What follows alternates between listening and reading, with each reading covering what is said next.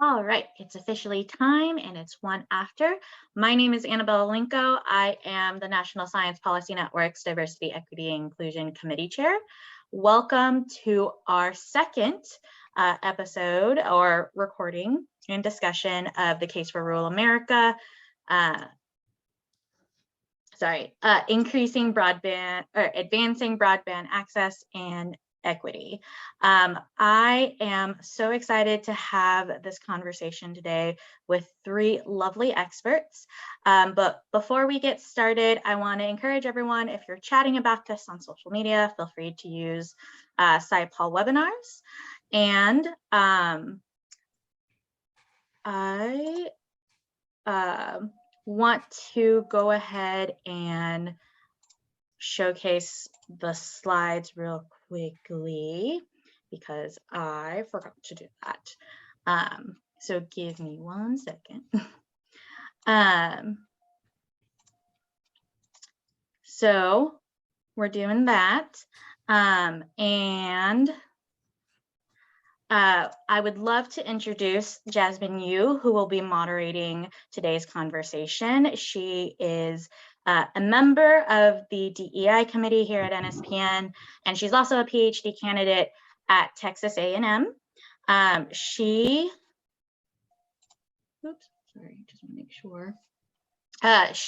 is studying a rising interesting biofuel crop in energy sorghum.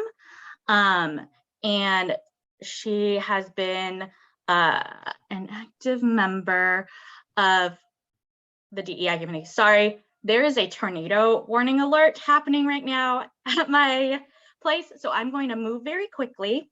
We're just going to change things up real fast so that I'm not next to a window.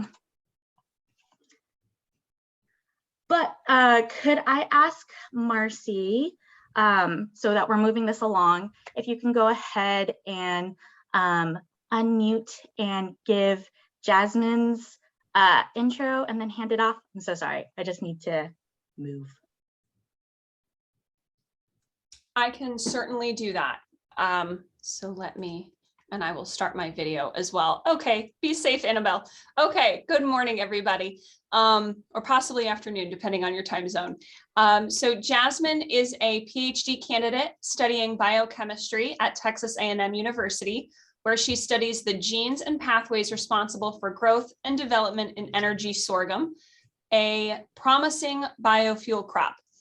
Her research aims to improve biomass accumulation and conversion efficiency from plant biomass to fuel.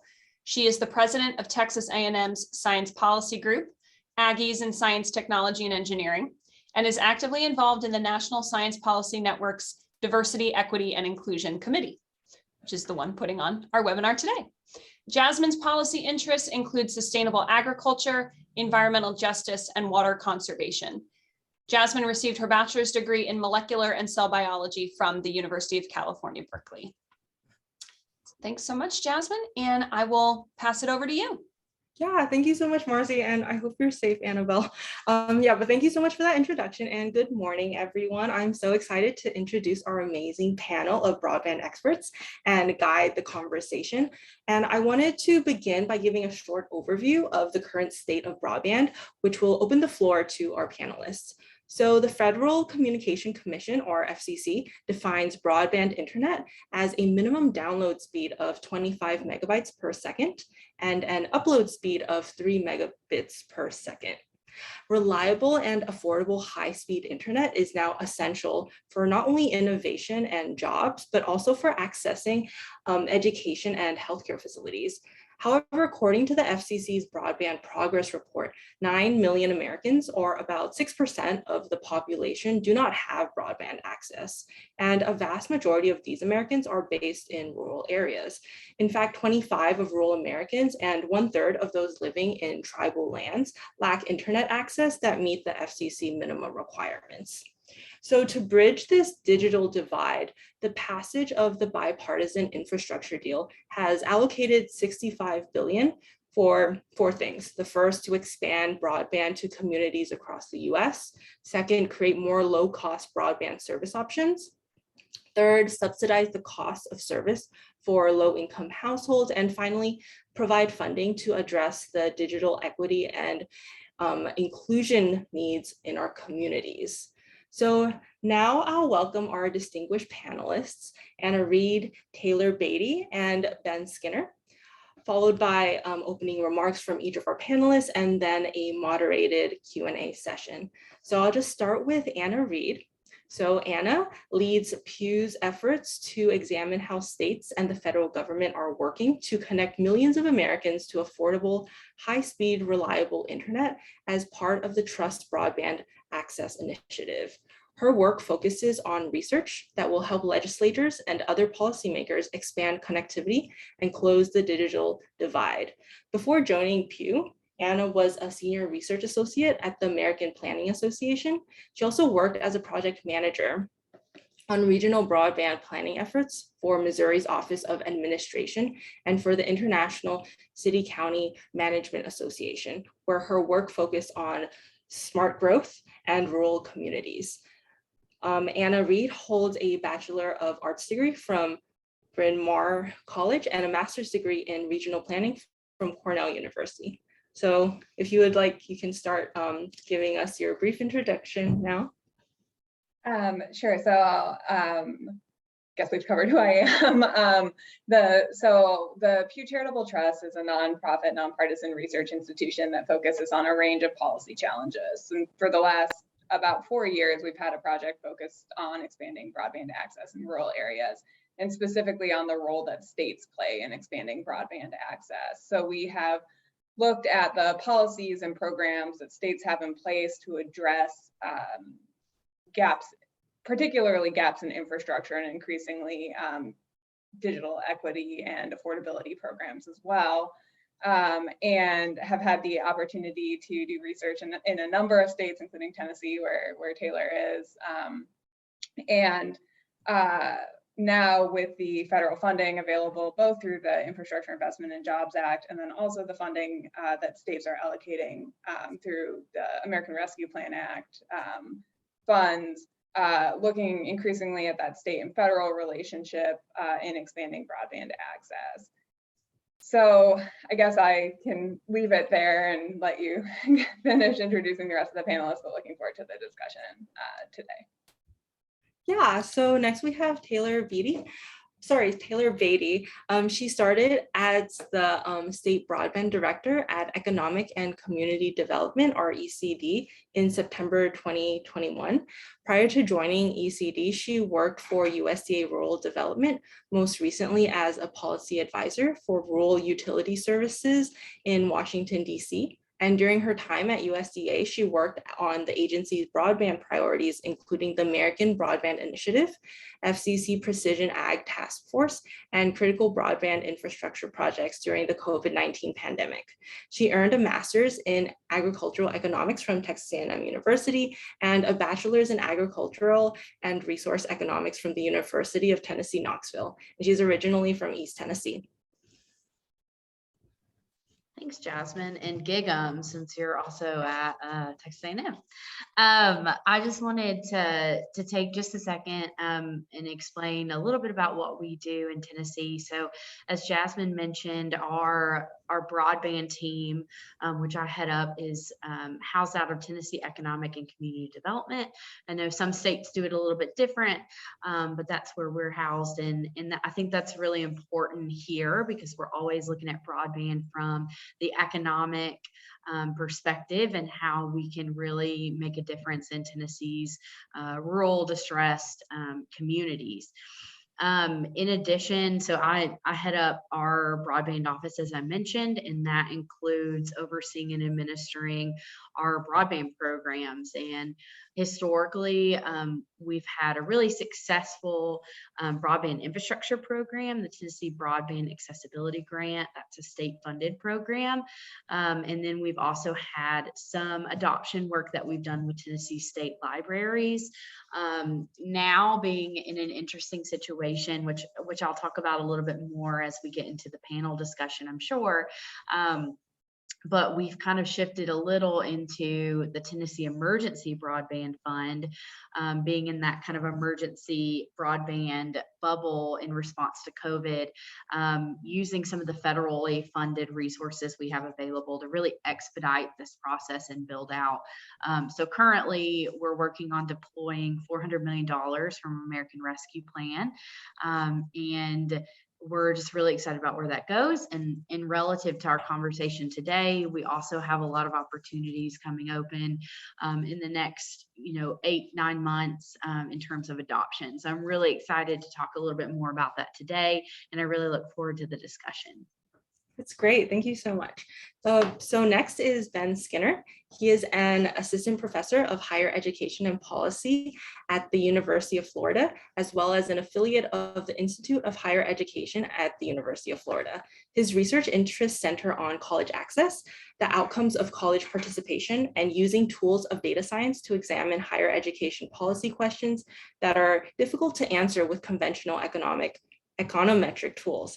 In his work, he has examined how students weigh factors like distance and cost when choosing a college, the effect of college participation on both economic outcomes and civic behaviors, and students' access to broadband, how it varies across student populations, its connection to past housing policy, and its relationship to online course enrollments. Thank you for that, Jasmine. Nice, and Taylor and Anna, nice to meet you all as well. Thanks for the introduction. I think that covers a lot of what I'm interested in and what I do. But definitely have been interested in broadband as it relates to education for a while.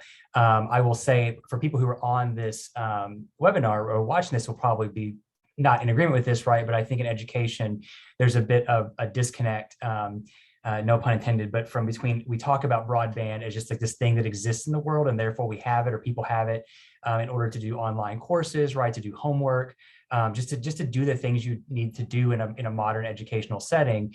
And I think there is some for grantedness taken for that. And so I feel like a lot of the research that I do has been centered around, well, let's understand that, right? Like, who actually has access, who doesn't, why might that be different? Why might there be some disequities in that? And so I will stop there because I think, again, we'll have more conversation for the panel, but thank you all. Excited to have the chat. Yeah, that was great. Thank you so much. So if anyone in the audience has any questions, feel free to add it in the chat or the Q&A, and I'll be sure to ask our great panelists.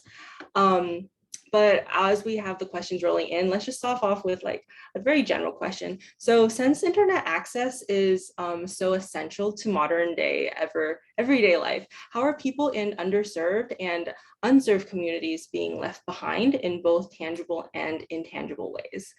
Yeah, we can start with, let's start with Anna Reid.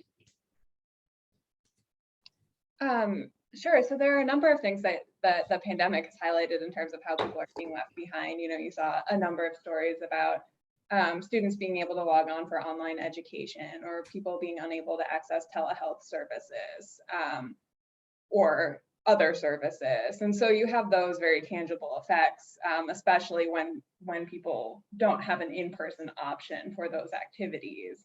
More intangibly, there's a time penalty that comes with not having access, whether that's having to go to take time to drive to a public access point. We saw a lot of the sort of parking lots pop up during the pandemic where there's access available, libraries, fast food restaurants that have Wi-Fi, or whether that's just the additional amount of time it takes to download a file, to load something. And so you're always looking at that kind of intangible effect. And then, some of the things I think many of us take for granted, like depositing a check online, that time of having to drive to the bank. There's some interesting research from the Quello Center at Michigan State University that looks at impacts of broadband access for students, and found that, students who don't have access or have limited access, so either just through a cell phone or some other type of limited access, are less likely to participate in additional educational activities. So there's that kind of penalty as well. Yeah, that's really great. Thank you so much for the insights on like the time it would take for people without broadband access to actually access where it is, as well as the impact on education. So with that, I guess since we're talking about education, would Ben like to chime in? Yeah, thank you. And I appreciate Anna's point about a time saver, right? Because I think it's like having access to the internet, both for education and other things, has always been sort of that's the promise of the internet, right? Like back when banking was first moving online, for example, hey, it's faster, you don't have to wait in line. That's still true, but I think about it from the opposite angle now, right? Like, whereas it used to be like a convenience thing, now it's like a severe disconvenience, to not be able to, like Anna said, you have to get in the car, you have to go do these things, you have to find a hotspot. And so, yeah, I would just echo that. I think for education, and I see some questions popping up in the chat too, but I think for educational access, it really does move into this realm of those who do not have really being left out, right? Like being left out of what is not a nice to have, but a need to have, like sort of what the base level expectation is, right? So again, returning, I'm a higher education scholar, but I think this applies to K-12 homework or just, not even just online classes. But the assumption is that you can log in to do work, if you have some homework or you have work to do, that you can log in to see Wikipedia, for example. And that if, even if you have some access, but doing that on your cell phone, your smartphone is just really different. Fundamentally than using your laptop, using a desktop, having that kind of ability. So really just echoing what Anna had said, but I think it definitely expands to education as well, leaving those people behind who don't have access in that kind of way, those students. Yeah, great, thank you so much. Yeah, Taylor, what do you think? Yeah, happy to chime in. I think it's really interesting to kind of piggyback on what Ben and Anna said on really the education piece is so important. I also think the workforce development piece, me coming from the economics lens, is critical. I know in Tennessee, our state is growing in terms of business coming to our state, and we really want to make sure that folks in our rural communities are positioned to have the knowledge and skills they need to be able to access things like telework and telecommuting and all of these things, that whether that's here in Tennessee or working for a company elsewhere, we just want to make sure they have those same opportunities and aren't having to sacrifice the quality of life they want if they want to live in the town they grew up or in a rural community.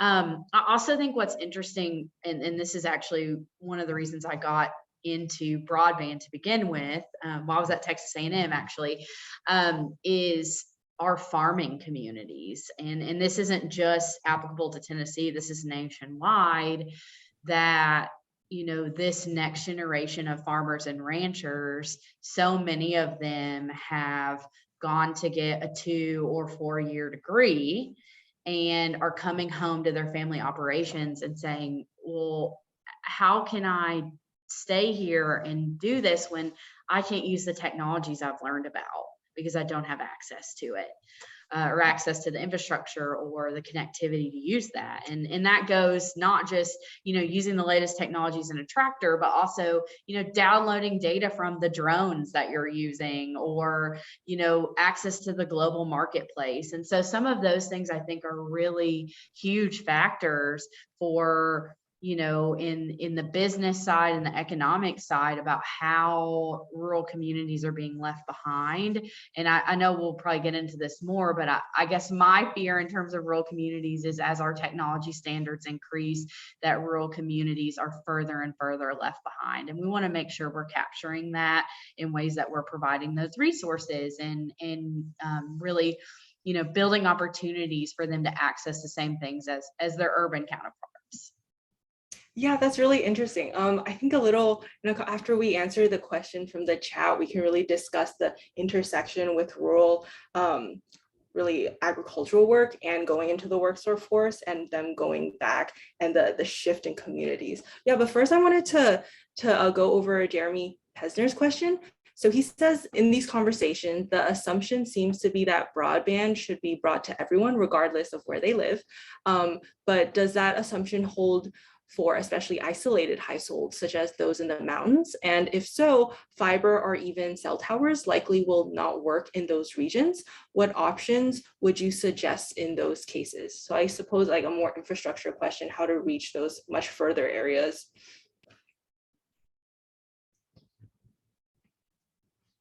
I'm happy to take a stab at that. And then I'll let my friends join in. But I think, on the infrastructure side, and it's kind of interesting because I grew up in the more mountainous side of East Tennessee, and solutions are not a one size fits all approach. And so we have to get really creative when we're working with providers here in our state, because our grant program works directly with contracting providers to build out the infrastructure. So, in terms of more mountainous regions here, we have seen, fiber work in some situations. We've also seen some of the fixed wireless approaches that work in some areas. It really depends. And our state is both technology and provider type neutral, so we work with all types of providers. But it really depends on what's going to work for that community.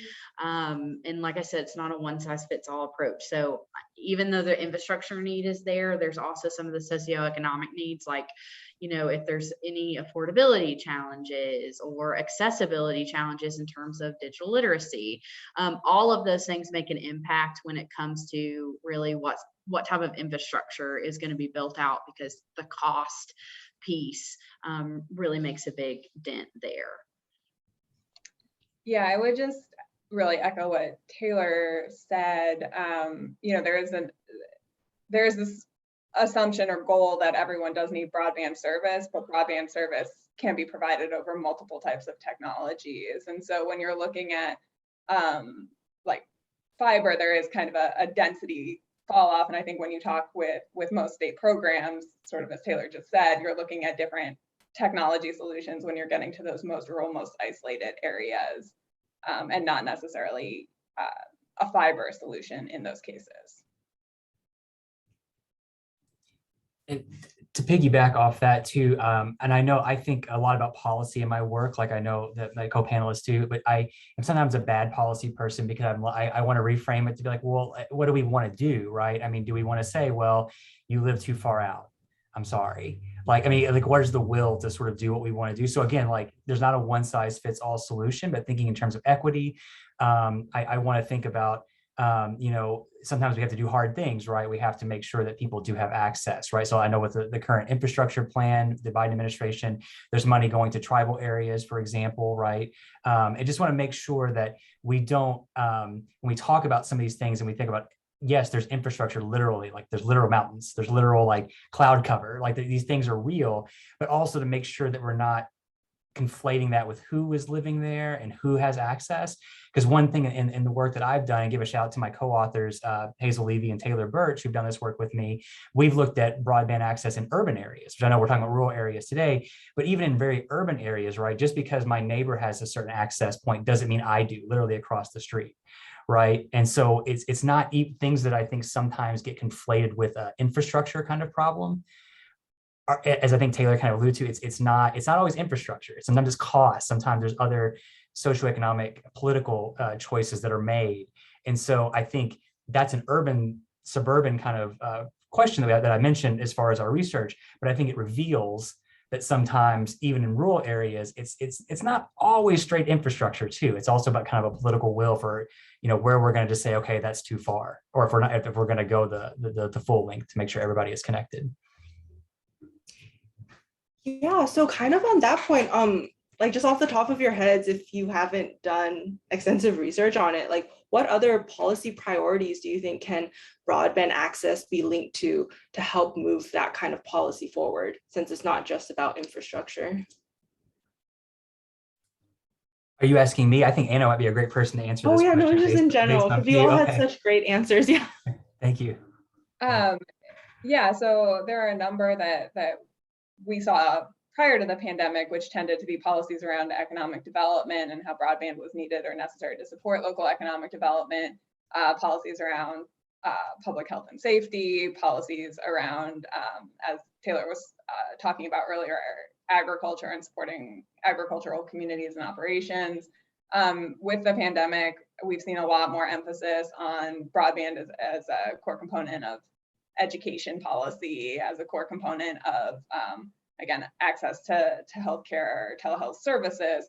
And I think with that, that's also where you see a little bit more of the bridging of the infrastructure and affordability conversations. And so, you know, broadband is obviously a policy area in and of itself, but the connections to those other policy areas is where you see, you know, the support and enthusiasm for expanding access and adoption efforts.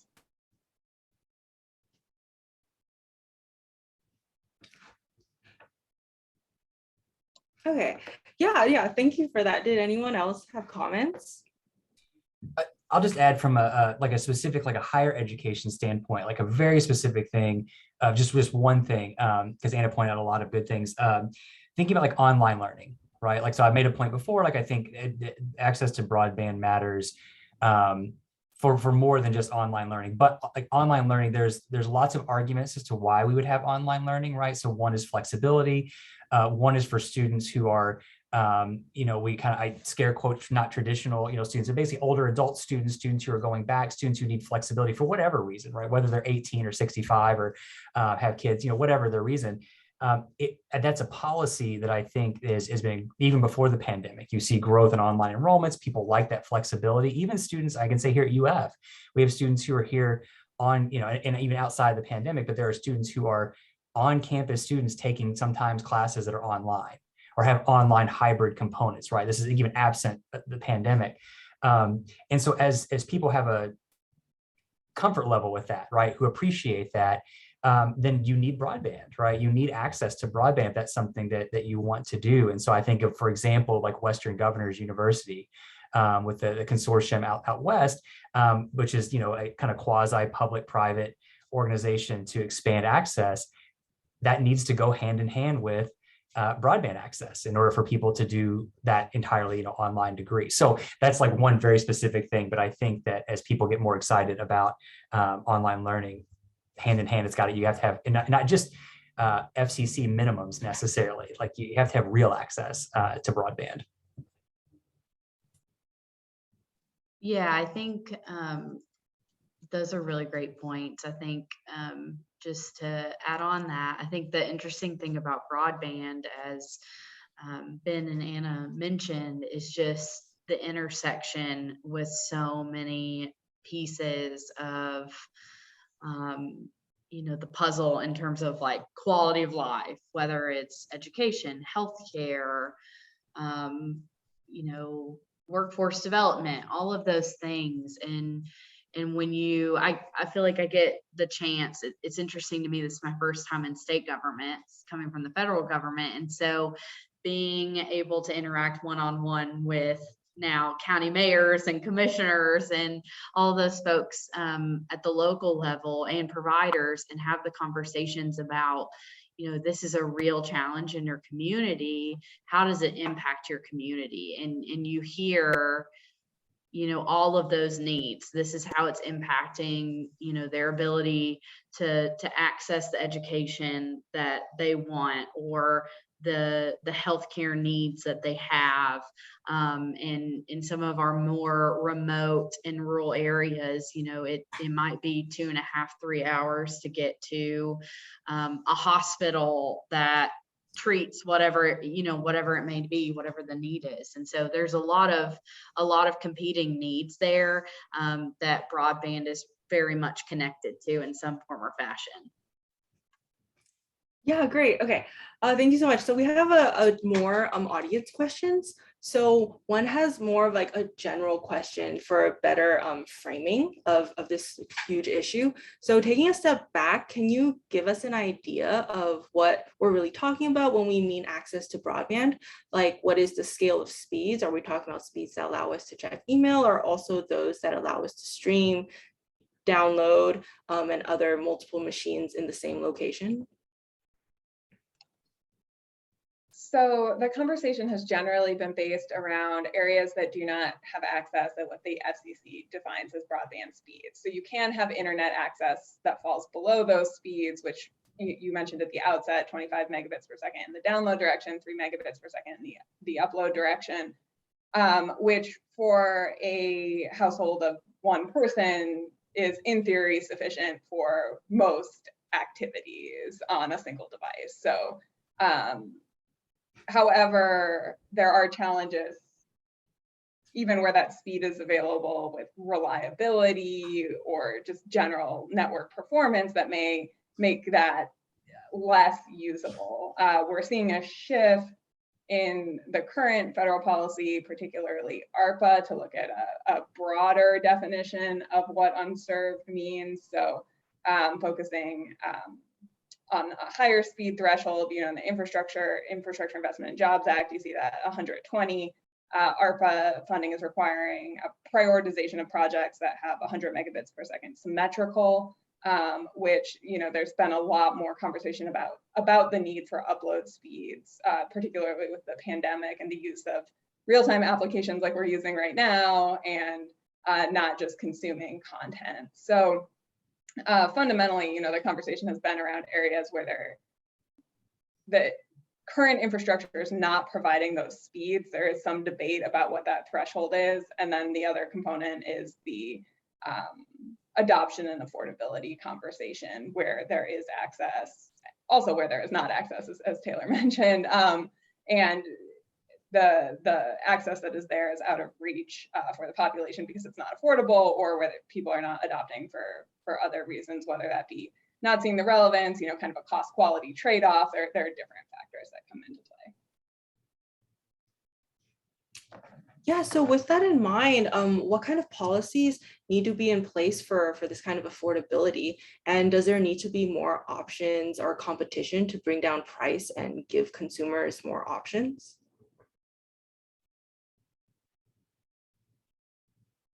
I can take a first pass at that question. So in terms of affordability, we do see a number of efforts to address that right now. There was the emergency broadband benefit, now the affordable connectivity program that provides a subsidy towards the monthly price of the subscription. So with the ACP program, that's $30 a month. Some states provide some additional supplemental support. There have been some challenges, and then we also see providers offering some type of low cost offer. Some of those are kind of now tied to ACP. Some of them are not. But so there are those efforts, and then there are the whole set of sort of wraparound things that are needed to help connect people with those programs, to raise awareness, to get help people navigate the enrollment process.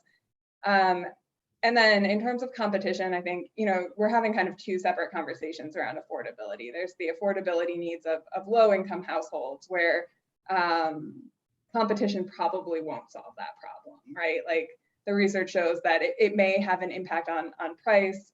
Some research from Kansas City and Google Fiber as a new market entrant there saw more of an increase in speed than a reduction in price. So other providers offering, higher level services for the same price versus reducing price. So, that can have kind of benefits for many consumers, whether that be improved service or slightly reduced cost, but it is not enough to solve the challenge for low income households, where that monthly cost of a connection remains a significant barrier to adoption.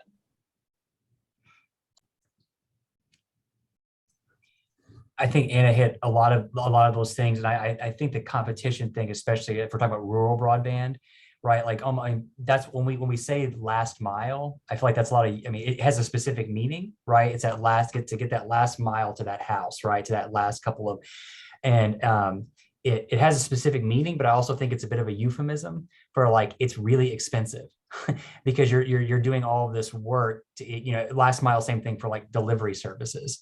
And so I think that you're doing a lot of work to connect very few people, right? And so in terms of a competition standpoint, I'm kind of with Anna, it works to a point.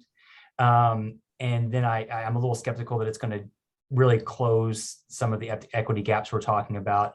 I think that another way that it seems, and Anna can maybe speak better on this than I can too, but it seems like a lot of competition too. So speeds, same price, and also an area that might say something like there's competition. What it really means is, well, there are 3 different types of technologies provided in this area, but that they're not the same thing. It's not apples to apples, right? So like there's someone who provides DSL, which is over the phone line, which isn't quite as fast as like say a fixed cable line, right? Which isn't as fast as a fiber line, and then you have satellite. So it's like, yeah, I have 4 or 5 options, but they're not really the same thing. Right. And so that has, again, equity implications as far as, as kind of far as the competition aspect goes. Yeah, I think y'all both brought up really good points. And I think myself being from the economic standpoint, it's interesting because I think, in a perfect world, in a vacuum here, the competition point would solve so many issues, but unfortunately we're not in a vacuum. And so I think it's interesting because, we have communities and counties here in Tennessee where nobody is providing at all. And how it becomes a challenge of how do we get somebody to come to the table and apply for our program or say they're interested in broadband. And there's a lot of things, layers there about why that is.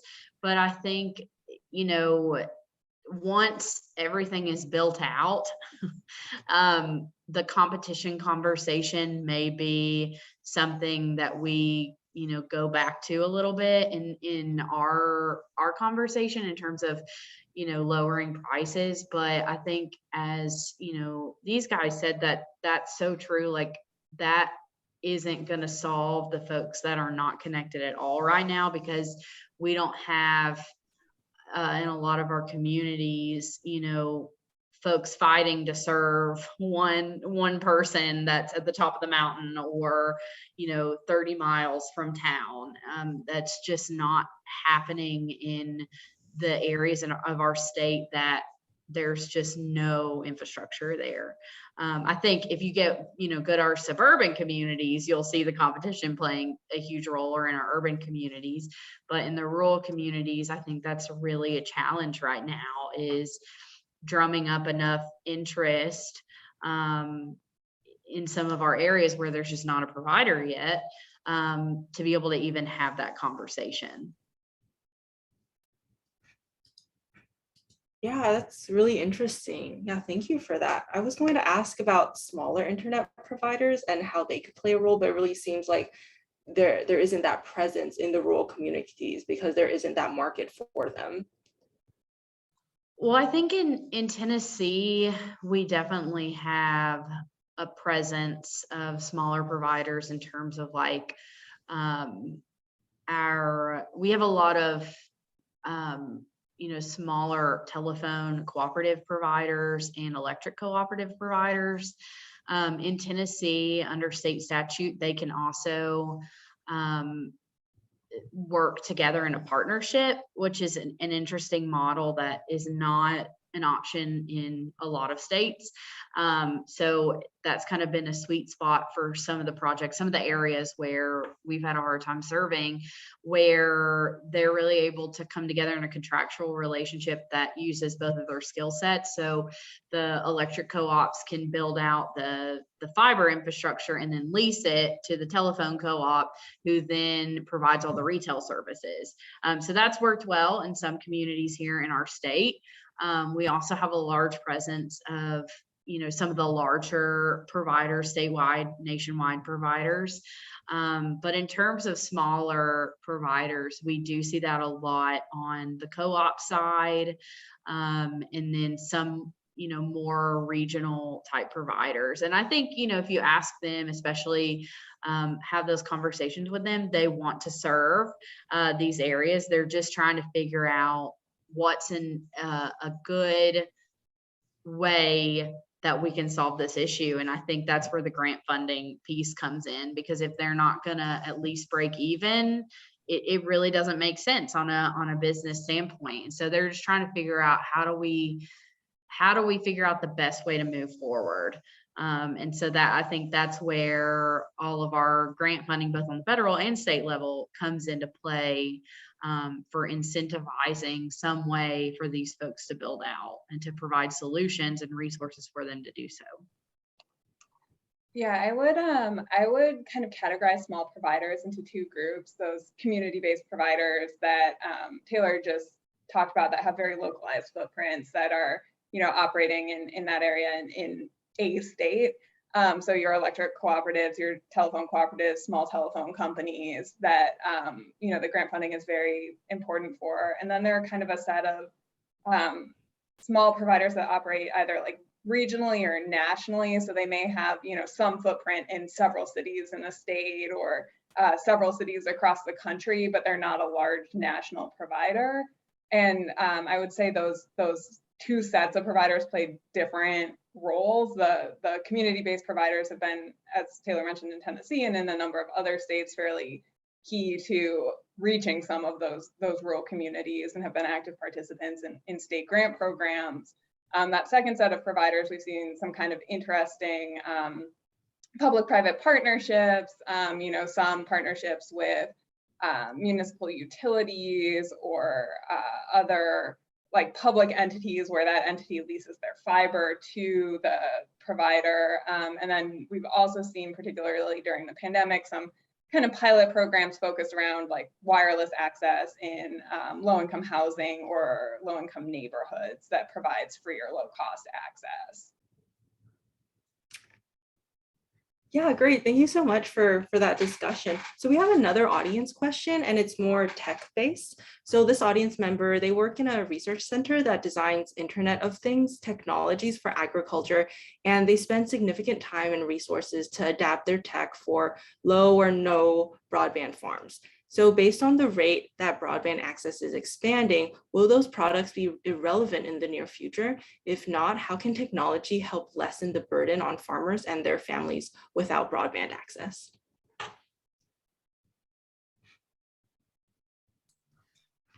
So I have thoughts about this related to education, like kind of to the side of like specifically this. So I'll defer if Taylor and Anna want to take the farming aspect of it specifically, I can wait. Yeah, you can go. You can start. Okay. This is something that my co-authors, Hazel Levy and Taylor Birch and I, we talk about all this a lot in education, because, and I've gotten asked this question a lot in research in the past, you know, and I think it kind of came up earlier when we were talking about like, what's enough speed? Like like, you know, what's enough, right? And the answer is it's always changing, right? Like the 20, Anna had pointed out before, like, you know, 25 megabits download speed. You know, if you're one person, it's kind of okay. But like, as we all stream video, like we're doing now, like Anna said, you know, or if like even at home, or there's multiple people on the wi, like if we had Usenet internet from the early 90s, this would be great, right? But as we keep expecting more and more of our internet, as we keep expecting more and more of like devices just kind of connected, Internet of Things, then it's just kind of always expanding. And so I think there's a certain amount of like, I don't know if it's ever enough. Right. That's where like some of the rising tide, you know, raises all ships thing. Yes, there's a benefit to that, but I also want to make sure, like, I don't think these equity gaps close themselves, or we don't say, well, we've just sort of we've got enough speed, we've got enough connection that even if there's a difference between the top and the bottom is still high enough that things are fine, because I just think we always expect more and more. And so one thing that we talk about in our work with like classes, and I'm going to do a bold thing here. So the joke is, on the internet, if you ask a question, you don't get an answer, but if you say the answer wrong, a wrong answer really loudly, people will correct you. And so I'm going to say very boldly, no one has done work on this. So people watching, like, send me an email, correct me. But I would like to see more. There's a concept, right, in tech work that things should fail gracefully, like websites. So like say you've got like a website that does some really cool stuff, but if someone has a bad connection, there should be sort of like a smaller version of that website. There should be, or like the tech should sort of, if all the features don't work, at least the core features should work. I'd like to see more of that in our like online courses, right? And I realize as I'm saying that, I'm asking for faculty and teachers to do even more work, right? So I say that understanding there should be some funding and supports and things that go along with that. But I would like this idea that, like, I'll use myself as an example. If I'm crafting online courses that have video that maybe do these interactive kind of things, there's still some structure built that if I have a student who has a very low latency, bad internet connection on a cell phone, can still get the core content. And we've been looking for things, like, people talk about this, and I don't find a lot. So I'm saying that it doesn't exist. So people correct me, email me, tell me I'm wrong, so we can find it, because I'm really interested in that. So that's something that, like, when I think about education, like, that's where I come to. But I do think it ties into Holly's question, which I really like here. So I would like to say that, like, I think there's still always going to be room for squeezing the most you can out of a very low internet environment, low broadband environment. And I think the question that she asks really makes a lot of sense in a rural kind of agricultural kind of component. So hopefully mine wasn't too far afield, but, like, that really rung true for me in terms of the stuff that we're interested in. But I'll stop there. But I will, other than to say that, no, I hope that would continue to be something that's always valuable on the other end. I totally agree with that. I think it's definitely valuable. I am a millennial, so I will say that the technology aspect is, I know, really huge for us these days.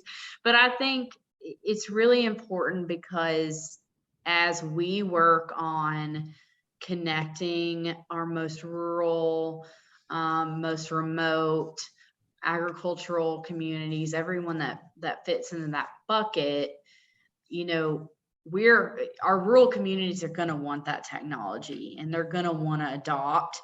And so I think that those products in general, as you asked, are not going to be irrelevant.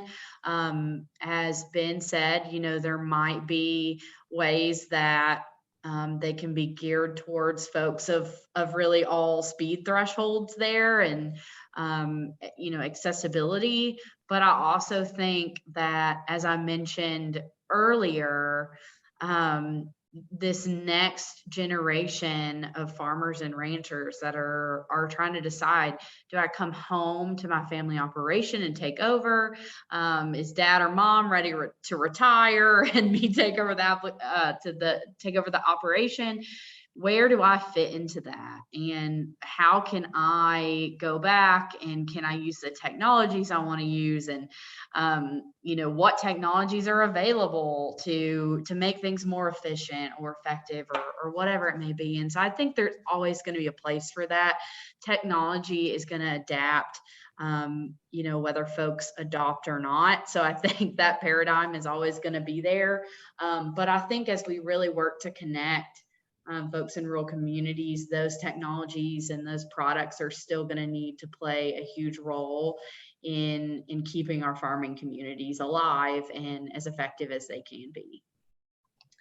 And I would also just add that we won't be seeing a super near-term fix, right? Like, there's a lot of investment, there's a lot of money, but these are infrastructure projects that take multiple years to build. When you're looking at the American Rescue Plan Act funding, states have until 2024 to allocate it, 2026 to spend it.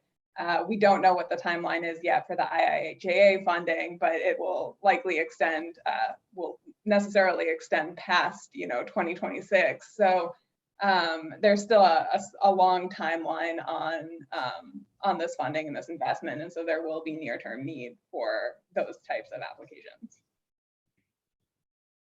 Thank you for that. So we have another audience question. So Ben mentioned last mile providers, and this person's wondering, like, what role do you envision community anchor institutions like libraries playing here?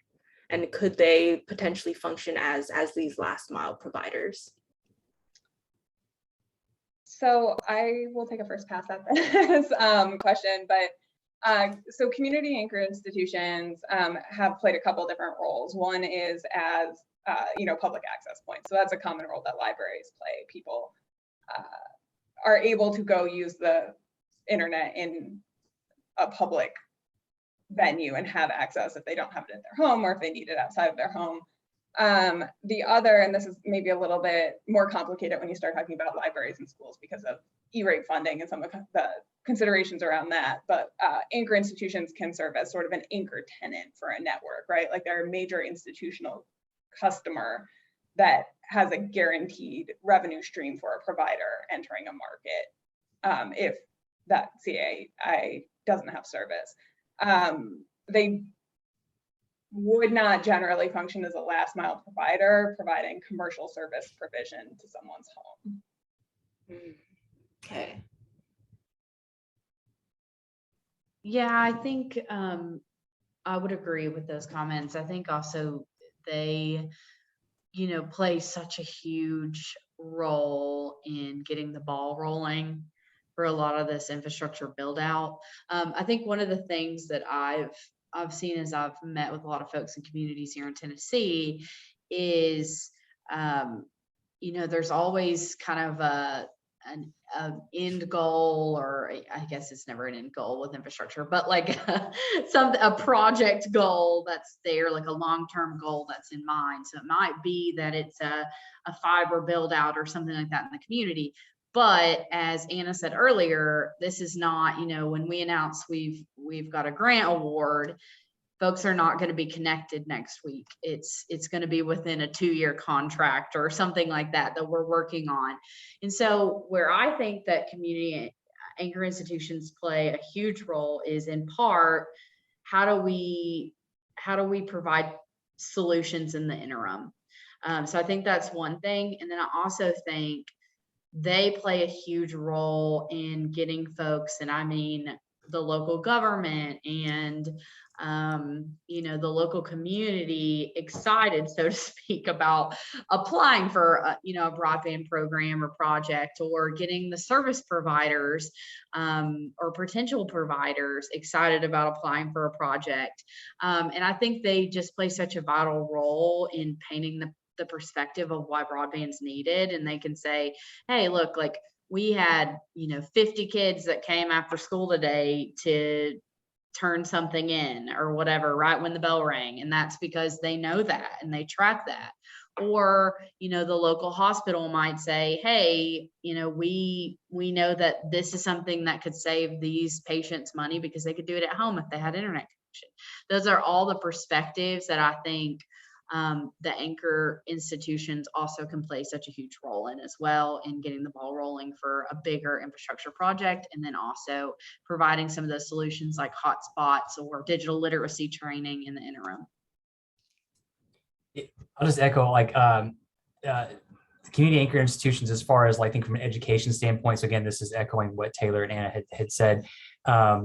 That I like public libraries, some of our best public institutions. Like I'm very biased on this. I grew up in a small town with a great library that really even now has expanded, that does all these it's like a civic hub that does a lot of these things. And so as a community anchor institution for access for people to access education, for example, can be excellent in lots of ways.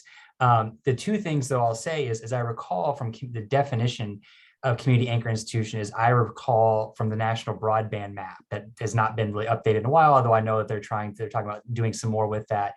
I think the last time I saw data, maybe it's been updated since then, others can correct me, but 2014. But you got to get a list of where the institutions were. Not all of them were public, right? So one might be, for example, say the University of Florida, which is I would assume an anchor institution. And so lots of people can connect to that network, but not everyone can, right? In the same way that someone might be able to connect to a library, public library. So what is that? If we say it's a community anchor institution, what role is it serving in the community? And it's not always open, is one thing I would say. I also think too, again, with all the positives, I do think there's still a place for the privacy component, right? Like the idea that you can, all the things we've talked about, so education, but also medical, interacting in the civic world that we live in.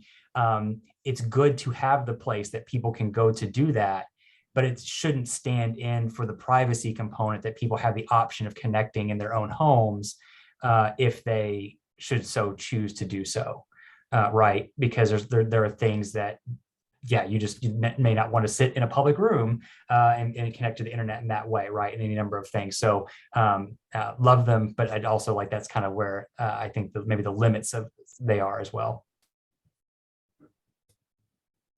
Yeah, so it definitely sounds like there's such this intersection between public policy, economics, with broadband accessibility, especially in the rural areas, and how it impacts these larger structures of education and healthcare, like we mentioned. So since we're kind of ending up our discussion phase of this event, I have one more question for all of you. So what concrete actions do you think we can take right now to support more equity in broadband access?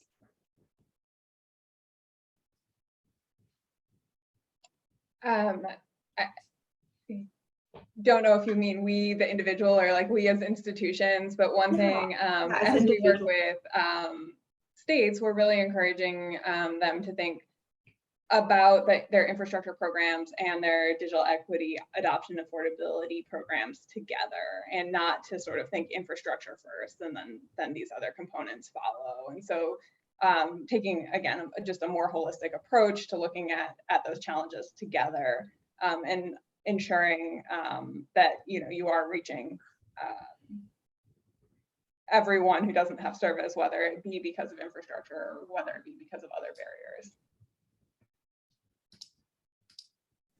Yep, I definitely agree with that. And I think something that we're trying to do in preparation for the funding that we're going to be receiving from the infrastructure bill, I think is also just planning how do we follow the infrastructure funding with our digital adoption and broadband adoption and literacy funding opportunities. Like, how do we make sure as folks are getting connected that they have the tools and the training opportunities that they need to be able to access that and be able to feel comfortable subscribing and that it's affordable to them. And so I think there's a lot of opportunities. There's a lot of ways that we can do that, both in the communities, on the state level, as organizations, but also as individuals, to make sure that folks have the things that they need to be able to access internet in the way that meets the needs that they have. Yeah, and adding to that, so from the education standpoint, right? So there's the infrastructure, there's the funding. Let's say, so what can we do as educators? And I think I'll sound like a total researcher here. We need better data. We always need better data on who has access. I think this is true in all situations, but especially at the higher ed level. We can look at our current students and say who has access, who doesn't have access, who kind of has limited access. But that's sort of like looking under the street light for our keys kind of problem, right? Like the big question is who's not here, right? Who's missing? And so some of that's with better data. So I think, especially for well-resourced institutions, is to really be very cognizant of thinking, looking out in the community, looking out in the potential, not just their current community, but the potential community, who has access, who doesn't, how can we structure our educational, if we're going to require certain kind of educational outcomes that effectively require broadband access, then we need to kind of all hands on deck, right, to make sure that students can access broadband, right, and not even just our current students, but those who otherwise would be students, I think, right, and that's a really tough thing to do. But I think that's the responsibility, right.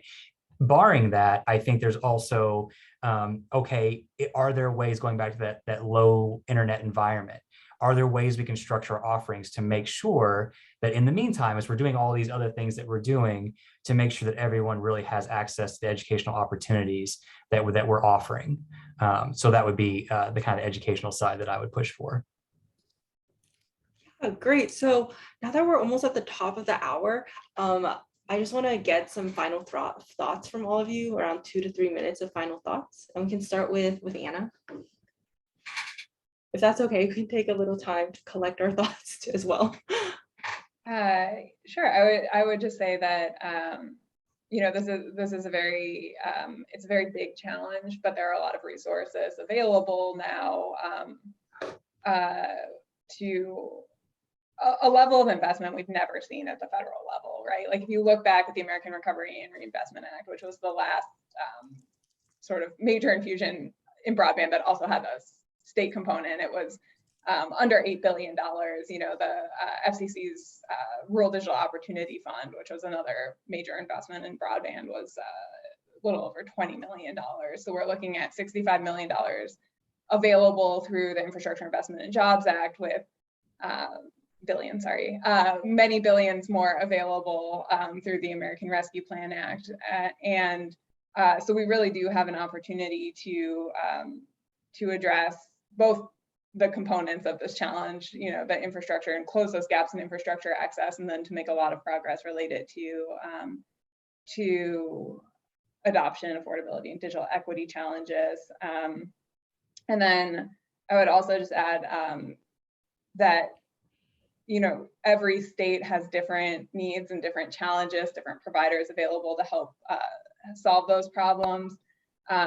So we will, I think, be able to see some interesting solutions across different states and learn a lot about what works in different areas and what doesn't. That the previous level of investment has not given us quite enough data to fully understand. Yeah, thank you. Also, I guess that's just interesting research opportunities will be available and will emerge from this investment. Yeah, definitely. If Taylor wants to go next. Yeah, sure. So I would agree with everything that Anna said. I think the most exciting thing for me is just for the first time in what seems like a really long time, everybody seems to be interested in broadband. And I know when I first started working on broadband, everyone was like, I don't know what you're talking about outside of the broadband folks.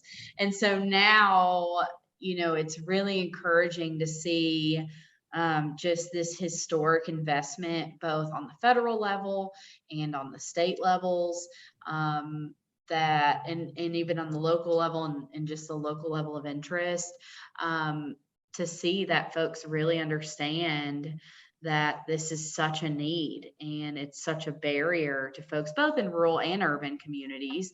To us in Tennessee, unserved is unserved. So we have folks in Nashville that struggle with internet accessibility, and we want to make sure we're capturing that too and trying to figure out how we can meet their needs and connect them to the resources that'll help. But we just want to make sure that everyone's moving in that forward trajectory towards connectivity and that they're having the same opportunities as everybody else to be able to, access things like education and healthcare and the global marketplace and telework and all of those things that are so important. And we're just really excited about it. And I think that, we will continue to prioritize broadband investment here in Tennessee and how we can work on that, both on the infrastructure and adoption side. So thanks so much for having us today. Yeah, of course. The last but not least, Ben. Thank you. Taylor, when you said about talking about broadband and people are like, what's that? I felt that that's just it definitely is. There's a policy window right now, right? So I'm echoing Anna and Taylor. There's just this moment where there's just a lot of energy around this. And I think that there's, you just have to take advantage of those, right? While the pandemic has obviously exacerbated and made things worse, I think like a lot of events, it also reveals things that were already kind of there, right? It's exacerbated existing inequities. We just see them in a way that maybe we didn't see them before. And so I would hope for education, as an educator, a lot of things that I said before, so including what Anna and Taylor had said, and then, adding, just taking this opportunity to be bold and think about, what can we do and so we as educators, how can we think about the role if in the kind of lessons or what we expect of our students, what we expect of education. And if we're going to be serious about it being a requirement for education, then maybe we are more serious about it being more of like a public utility, right? Just like we might think about, water, electricity, right? The mail. Not saying there's not a place for competition, not saying there's not a place for some private industry, but just being very serious, what does that look like, right? And I think this is a moment where there's investment, there's lots of people talking, that to just really take advantage of what that might look like moving forward, and not being afraid to kind of, pie in the sky at least a little bit. It's just to kind of see what's possible, right?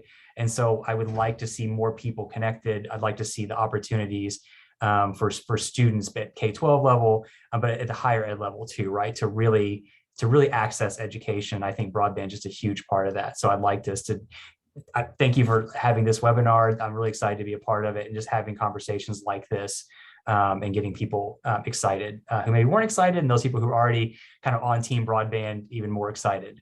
So thank you. Yeah, so I just wanted to thank all of our panelists so much for being here. I know that you must have very busy days and lives. And just thank you so much for sharing with us your experiences and all your knowledge you have on broadband, because I definitely learned a lot. It was a really fun conversation for me to lead and guide. So with that in mind, with all of our attendees, you're all always welcome to chat with the DEI committee and see how we can get engaged with the National Science Policy Network. So our next meeting is on Wednesday, April 20th at 6 p.m. Eastern time. And you can email the email linked in the chat for more information. And our previous webinar was called The Case for Rural America, a series from December, and it's also on YouTube, along with other recordings, including discussions with executive members of professional societies and collaborative discussion with diplomacy people on translating science across boundaries. And for more information about science policy, advocacy, and diplomacy, please consider joining or participating more with the National Policy Network. You can find us on many platforms, including the YouTube channel, where you will be able to find the recording of this talk once it's been processed. I just want to thank you all so much for attending, and I guess see you all soon.